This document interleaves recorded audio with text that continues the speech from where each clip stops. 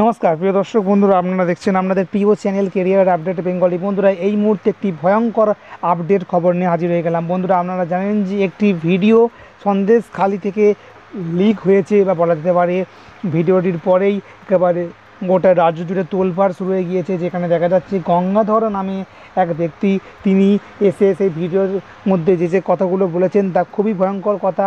অর্থাৎ সন্দেশখালিতে এতদিন ধরে যে আন্দোলন চলছিল সেটা নাকি সবটাই সাজানো ঘটনা বলে তিনি বলেছেন, এবং এই সবটাই নাকি করছিলেন শুভেন্দু অধিকারী।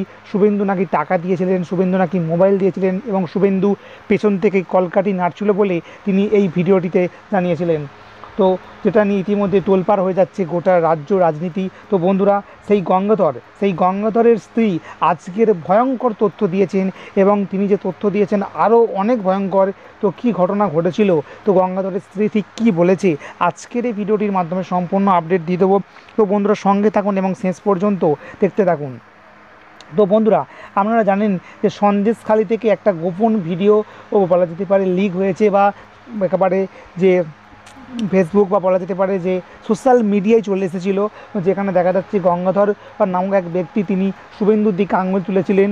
সন্দেশখালিতে নাকি মা বোনেদের উপর অত্যাচার, এ সমস্ত কিছুই হয়নি, এ সমস্ত নাকি ফেক ছিল।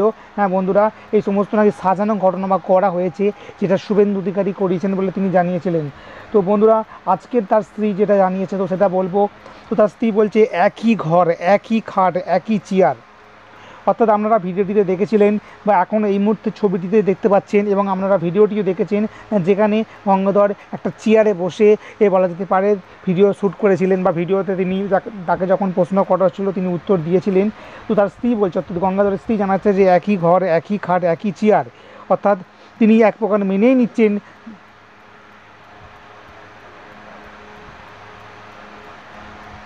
তো বন্ধুরা, বলা যেতে পারে গঙ্গাধরের স্ত্রী কিন্তু এক প্রকার মেনেই নিচ্ছেন যে তার যে ভিডিওটি, অর্থাৎ তার স্বামীর যে ভিডিওটি লিক হয়েছিল সেই ভিডিওটি তাদের ঘরেই করা হয়েছিল। তো তারপরে তিনি কি বলছেন, সন্দেশখালী 2 নম্বর ব্লকের মণ্ডল সভাপতি গঙ্গাধর কোয়ালের স্ত্রী জানালেন, বললেন, হ্যাঁ, ভিডিওটিতে যে দেখানো হয়েছে চেয়ার, তো সেই চেয়ারটি এবং সেই ঘর, সেই খাট সমস্ত কিছু আমাদেরই। তবে তিনি বলেছেন ওই যে ভিডিওটি সম্পূর্ণ ফেক, কারণ ওই ভিডিওটিতে যে গতকাল ভাইরাল হয়েছে সেটা তার স্বামীর নয়। ইচ্ছা করে বলা যেতে পারে হাই টেকনোলজি ইউজ করে তার স্বামীর বিরুদ্ধে চক্রান্ত করা হয়েছে, আর যার ফলে বলা যেতে পারে যে তারা এখন তাদের গোটা পরিবার একটা নিরাপত্তাহীনতায় ভুগছে। গঙ্গাধর কোয়ালের স্ত্রী বিমলা কোয়াল বলেন, এটা তো আমাদেরই ঘর, ছবি দেখছি, এই চেয়ারেও বসে আছি। এরপরে গঙ্গাধর বাবুর স্ত্রী জানান, তৃণমূল চক্রান্ত করেছে, প্ল্যান করে ফাঁসানোর জন্য এই কাণ্ড করেছে। আবার অন্যদিকে গঙ্গাধরের ছেলের বক্তব্য, আমাদের নিরাপত্তার সমস্যা হচ্ছে, বাবার ছবি ওপরে মাস্টার এডিট করা হয়েছিল, কথাগুলো সাজিয়ে বসানো হয়েছে, আমি চাই সত্য সামনে আসুক, বাবা সিবিআই দপ্তরে গিয়েছে অভিযোগ করতে।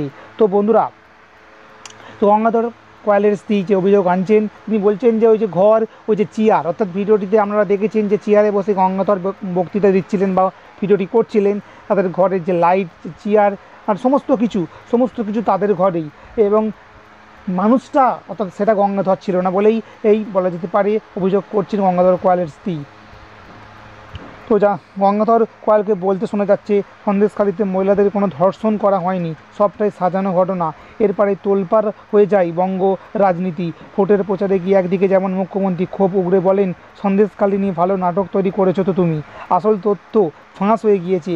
আমি অনেকদিন ধরেই আপনাদের বলছিলাম এটা পরিকল্পনা, বিজেপির তৈরি করা নাটক। ঠিক তেমনই সাংবাদিক বৈঠক করে তৃণমূলের সর্বভারতীয় সভাপতি অভিষেক বন্দ্যোপাধ্যায় বলেন, পরিকল্পিতভাবে নির্বাচনের আগে বাংলাকে ছোট করার একটা ঘৃণ্য চক্রান্ত করা হয়েছে, বাংলার মাটিকে কালিমা লিপ্ত করার চেষ্টা করেছে বিজেপি।